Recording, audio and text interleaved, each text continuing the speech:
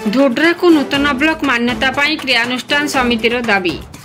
नवरंगपुर जिला झरीगाँ ब्लॉक धोड्रा को ब्लॉक मान्यता पाई दाबी आज जोर धरी। 14 पंचायत सरपंच समेत तृणमूल प्रतिनिधि को नहीं आज पूर्वाह्न 10 घंटा समय समस्ते एकत्रित होई उक्त दाबी को सरकार को जणाइबा पाई धोड्रा दुर्गा मंडप ठारू एक विराट शोभायात्रा बाहरी शिव मंदिर ठारे पहुंची। सेठारे प्रथमे मंदिर में पूजार्चना कर बैठक आरंभ होता। स्थानीय विधायक और सांसदों जरिया राज्य मुख्यमंत्री और राज्यपाल और केंद्र सरकार प्रधानमंत्री एवं राष्ट्रपति उद्देश्य दाबीपत्र प्रदान करने सहस्र लोक एकत्रित होई मत व्यक्त करते। अनेक पंचायत 25 ରୁ 50 किलोमीटर दूर में अवस्थित थिबा हेतु सरकार योजना संबंध में किछि जानि पारुनाहांती एवं अवहेलित अवस्था रही आसुछंती।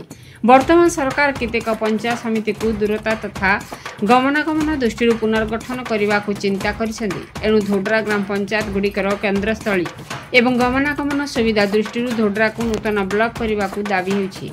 झरीगाँ ब्लॉक धामनागुड़ा, चाटीगुड़ा, बकड़ा बेड़ा, डंगरीगुड़ा, धोड्रा, भिखिया, कानकोटा और अमरकोट ब्लॉक कारागाँ, मुंडीगुड़ा, सिंगीसारी, राजपुर, भंडारीगुड़ा, तेरेंगा एवं डाबुगाँ ब्लॉक नंदपुरा, घोड़ाखुंटा पंचायत प्रमुख मिसाइबा को दाबी होइछि।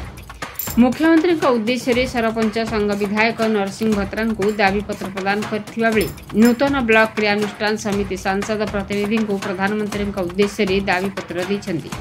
ब्लॉक बहुत दूर थिबा उपांत पंचायत अधिवासी निकट में प्रशासनिक सेवा आज भी अपहंच। जमीजमा मालिक मकदमा वरिष्ठ नागरिकों पेंशन जनित समस्यार समाधान हो पारना। एथिपाई प्राय 40 किलोमीटर अतिक्रम करने को पड़ुछि।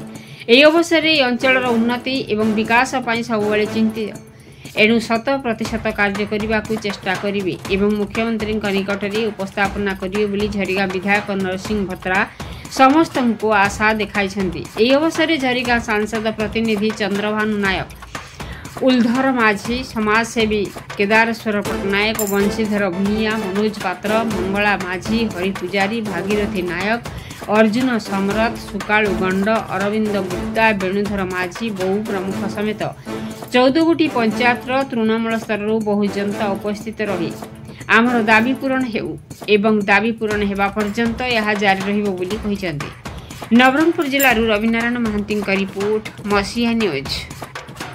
आपण मसीहा न्यूज यूट्यूब चैनल को सब्सक्राइब कलेनी कि जदि करिनाहंती एबे करिनियंतु। एहा सह मसीहा न्यूज रो फेसबुक पेज को और ट्विटर को फॉलो करंतु। ता सह मसीहा न्यूज रो ऐप आसीगलानी निज मोबाइल रो प्ले स्टोर रो डाउनलोड करनियंतु। जय जगन्नाथ। ना लिखा थिबो जदि ब्लॉक कर देले और तांकर पाखरे बड़े समस्त जानते चांदपुरा ना चंद्रभानु नायक महाशय हम पूर्वतन ब्लॉक आवश्यक थिला। ए अंचल झरीगाँ ब्लॉक को गले 40 किलोमीटर पड़ुछि, जिला को गले 40 किलोमीटर पड़ुछि। एठी मंदिर रे तो विगत दिन रे ए मंदिर रे भी बैठक बसिलो ब्लॉक पुनर्गठन पाई विधानसभा रे उपस्थापना हे पार नथिला। तेणु अटकी जाइतिला सभा पाई दाबी उपस्थापना करथिले। निश्चित भाव रे आशा दिल्ली पार्लियामेंट को निश्चित भाव आशा करिबी वर्तमान सरकार डबल इंजन सरकार अछि। विधायक एवं पाई खुशी प्रकट देखु विभिन्न समस्या रे जड़ित अच्छु कहीं आम ब्लॉक को गले 30-40 किलोमीटर गले काम हम बोलिक आशा करके मोर वक्तव्य शेष करछे। समस्त धन्यवाद। व्यवसायी बंधु माने जहाँ जहाँ निज अधिकार जहाँ यहाँ को लक्ष्य करी विगत दिन मान करे थोड़े दिने 2-3 थर धोड्रा को ब्लॉक मान्यता देवा पाई से आवाज उठे गोटे सुवर्ण सुजोग आसी जो कि आम अंचलवासी नाना समस्यार सम्मुखीन आम डाबुगा जो आम ब्लॉक गोटे प्रांत अच्छी ताकू मु आवाज उठेली बोलिकी विधानसभा से मते आवाज उठेली तत्पर परे मुझे अनुभव कली जे धोड्रा माटी को धोड्रा अंचल को निहाती भाव में ब्लॉक पुनर्गठन कर आवश्यकता तो अच्छी तेणु रेकमेंडेशन करी मुख्यमंत्री को प्रदान करने अनुरोध करुचु समस्त करताई द्वारा आपको समर्थन करने समस्त को अनुरोध करुच्ची